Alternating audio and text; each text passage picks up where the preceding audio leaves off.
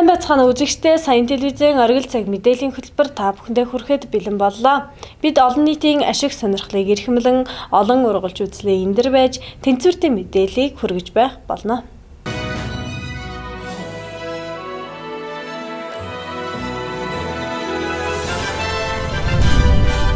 Энэ сарын 10-11-ний өдрүүдэд Өвөрхангай аймгийн нийт нутгаар салхи секундэд 18-аас 20 м, нутгийн өмнөд хэсгээр зарим үедээ 24 м хүрч ширүүсэж сасан болон шорон шуурсны улмаас Тус аймагт нэг иргэн осгож нас баржээ. Тус аймгийн Богд сумын Баян Дөхөн багийн Твшийн Өвөр гэдэг газар иргэн ТО-нар явгнаар төөрсөн тухай дуудлагыг сумын онцгой байдлын комисс хүлээн авч 10 км замд эрэл хаавал хийсэн бөгөөд иргэн Эсэммэнд иргэн ог осгож нас барснаар нь олжээ. Мөн түүнчлэн Прус хор загварын суудлын автомашин болон Портер загварын багуурын ачааны машин сасанд суусан гэх мэдээллийг онцгой байдлын газар хүлээн авч аврах бүлгийн дуудлагын дагуу очиж хүний амнаас эд хөрөнгийг авран хамгаалсан байна. Энэ мэдчлэн манай аймагт ч гэсэн сасан шуурчсны улмаас зарим сумуудын малчдын байдал хүндэрч мал хорогдсон явдал гарсан байна. Тодорхойлбол Булган сумын 6 дугаар багийн иргэний 500 гаруй толгой мал сасан шуурганы улмаас хорогдсон талаар аймгийн онцгой байдлын газраас мэдээллээ. Иймд онцын шаардлагагүй бол хот хоорондын болон орон нутгийн хооронд зорчихгүй байх, дулаан хувцаслах, малчид ард иргэд цагаагаар мэдээллийг ямагт хүлээн авч тэр дагуу малаа хариулах ажлаа төлөвлөх, мөн бага насны хүүхдүүдэд мал хариулахаар гаргахгүй байхыг аймгийн онцгой байдлын газраас анхааруулан сэрэмжлүүлж байна. Сагварын байгууллагаас ирүүлсэн саягаар уртсан зэрэглэх мэдээгээр 15-ны өдөр болон 16-17-ны өдрүүдэд салхины хорд зарим мандаа 20 м хүртэл хурж ширүүсэх юм төлөвтэй байна. За эмд бол онцгой байдлын байгууллагаас малчид, тээвэрчид, зорчигчид, иргэдэд бол дараагийн анхааруулгыг сэрэмжлүүлэх мэдээ хүргэж байна. За нэгдүгээрт нь саягаарын аюултай зүйлийн үед холын замд гарахгүй байх. Энэ бага насны хүүхдүүд мал явуулахгүй байх. Бүрэн бус техник хэрэгслээр замд гарахгүй байхыг онцгой байдлын байгууллагаас онцгой анхааруулж байна. За онцгой байдлын газарт ирсэн мэдээгээр Булган сумын 6 дугаар байдлын нутаг дэвсгэрд нэр бүхэд 5 малчны 500 гаруй мал юунд уруудаж энэ хүчтэй шуурганд уруудаж аваад хорогдсон гэсэн юм мэдээ байна. Тийм учраас энэ саягаар мэдээ болсон ч бас малчид маань саягаарын уртсан зэрэглэх мэдээг тогтмол авч сонсож энд саягаарын саягаарын мэдээ дуулж үйл ажиллагаа төлөвлөх, малаа хариулах яваад ингэ зөвлөж байна. За дээр нь бол энэ 16-17-ны өдрөөр хурдан тус орн зарим азруудаар сас орохын төлөвтэй байна. Сас орж хөтөрж байгаа үед бол бас энэ бага насны хүүхдүүдээр маланд хариулахгүй маланд явуулахгүй байх арга хэмжээг авах шаардлагатай байна. Мөн энэ сумын удирдлагууд багийн засаг дарга нар маань энэ иргэдэд энэ саягаар мэдээллийг саягаарын уртсан сэргийлгийн сэрэмжлүүлэх мэдээллийг шуурхаа хүргэх энэ уртсан сэргийл арга хэмжээг нь яаралтай авч шаардлагатай бол зарим тохиолдолд бол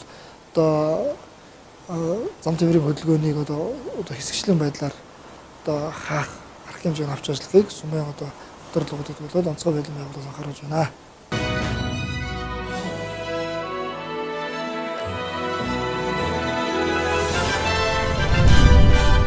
Аймгийн цагдаагийн газраас зохион байгуулж байгаа соёлтой жолооч сарын аяны хүрээнд замын хөдөлгөөнд оролцож байгаа жолооч нарт замын хөдөлгөөний дүрмийг чамд баримтлах, дүрм зорьжсон тохиолдолд баримтжуулж алгуулах талаар ажиллаж байна.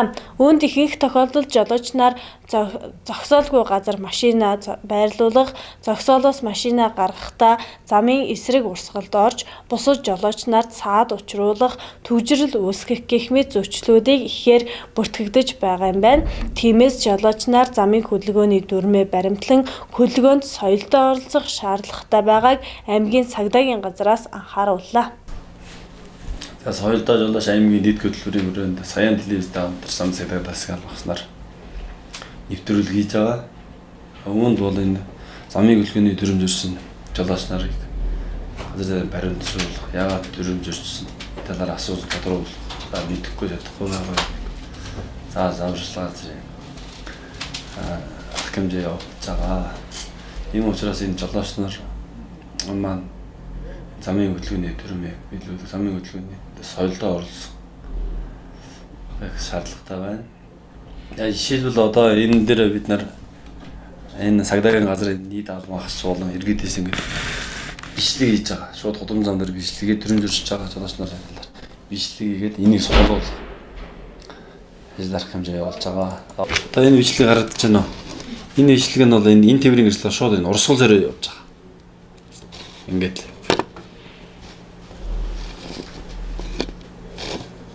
ингээд урсгал зөрөө явуулж байгаа. Эсрэг урсгал гаргуулж. За мөн адил энэ микро бас урсгал зөрөө хурцж байгаа. Уул энэ микро бол цаашаа дарж ухраад буцаад ингэж яваад одоо уул зур гарсан дээр уул зур дээр ч юм уу шөлөөтэй байгаа уул зур дээр ч юм эсвэл юунаас буцаж иргээд нөгөө тал руу явах хэрэгтэй. Одоо энэ тээврийн гэрчлэл шууд хөдөлгөөний цаад уучраад бусдын хөдөлгөөний цаад уучраад урсгал зөрөөд ингэ шигээ явж байгаа. Жишээтэй. Тэгээ бид нар энэ замын сэрэг засгаас энэ Сагдагийн газраас нэлээд ажил арга хэмжээ сохоо явуулж байгаа боловч үр дүн хүрэхгүй байна. Иргэд маань ухамсаргүй байдлаас иргэдийн маань ухамсаргүй энэ жолооч нар соёлгүй байдлаас болоод энэ зөрчил гарсаар байгаа. Энэ одоо жип машин байна. Дээр самбар зуршлууны урдлаас шууд л урсгал зорж ухраад буцаад доошоо явж байгаа шиг шээ. Уул нь бол энэ тээврийн гэрчлэл маань ийшээ ухраад хөдөлгөөний дагуу ингээд явах ёстой шүү дээ. Тэгвэл урсгал зориод ингээд явж байгаа. Урсгал зорж ирээд бүр явган хүний зам дээр гараад энэ явган замыг хүний замыг эвдээд айцсан. Одоо энэ тарж байгаа. Энэ эвдэрсэн. Энэ ягаад улсын төсвийн хөрөнгөөр орон нутгийн хөрөнгөөр ингээд хийсэн юмыг ингээл энэ нөхөр маань ингээд эвдээ зогсож байгаа. Өөрөө урсгал зорж ирээл энэ мэдэхгүй байгаа юм шиг мэдлээ байгаа. Санаатаа л иймэрхүү юм хийж байгаа манай жолооч нар. Энэ дээр бас ард иргэд маань анхаарал таандуулж замын хөдөлгөөний төрмөөс өрчихгүй байх шаардлагатай байна. Бид нар энэ тодорхой хэмжээгээр энэ хэвлэл мэдээллийн хэрэгслүүдээр хамтарч ийм арга хэмжээ явуулна. Эхний ээлжинд бол эргээд олон нийт сурчлах ажил явуулж байгаа одоо юм байлаар. За шаашлаад юу ах юм бол энэ хүмүүст бол тээврийн гэрчлэл жолоо хийхээ бас арга хэмжээ авч хөлийг хэрэгжүүлэн шүү гэдгийг жолооч нарт сануулъя. Одоо энэ дээр түгжирлж байгаа. Энэ тээврийн гэрчлэлийн 3 тойлоо болж байгаа шүү дээ. Уул нь энэ тээврийн гэрчлэлийг цаашаа ухраад буцаад урагшаа явах хэрэгтэй байтал төр гэрчлэлд орж ирээд иймэрхүү зөвшөл гаргаж байна. Энэ дэр хэм буруутай байна. Энэ иргэд маань өөрсдөө буруутай үйлдэл торгуулж байгаа шүү гэдэг. Энэ мөн адил энэ урсгал зөрөөл ингээд ухарчиж байгаа. Энэ над захын хэрэгжүүлээд явуул болох. Мөн энэ цагаан тээврийн гэрчлэлийн урсгал зорж ирээд энэ урсгал зорж зогсоод буцаад ингээд нөгөө төр ингээд явж байгаа шишээд. Тэгээ бид нар энэ урсгал зорж байгаа замын хөдөлгөөний дүрм зорж байгаа жолооч нараас одоо яагаад дүрм зорж байгаа талаар асууж тодруулахад Баянгийн аймгийн төвдөө бол зогсоол байхгүй гэдэг шалтгаан гэлж байгаа. Энэ бол шалтгаан биш ээ. Дэлхийн аль улс оронд ч гэсэн одоо зогсоолыг бүрэн шийдсэн хот бол байхгүй. Жишээ нь одоо тэрэг захын хойд тал гэхэд манайх шууд захынхаа яг хойд халган дээр авчаад төвжрөө. Тэр нэгдүгээр өгнөө тавьж чад. Маш нэг зах руу орж байгаа байхгүй. Уул нь бол тэр хоошоо эргээ тэр годон замбар шөлөөд сул байдаг. Тэшээ машин тавьж чад нэг 20-30 алгаад зах руу ороод юм авчаад буцаад явах бүрэн боломжтой байх. Манай жолооч нар бол өөртөө ухамсарлахгүй байгаа. Энэ цаашд энийг бол ухамсарлаад хэрэгжүүлэх шаардлагатай байна.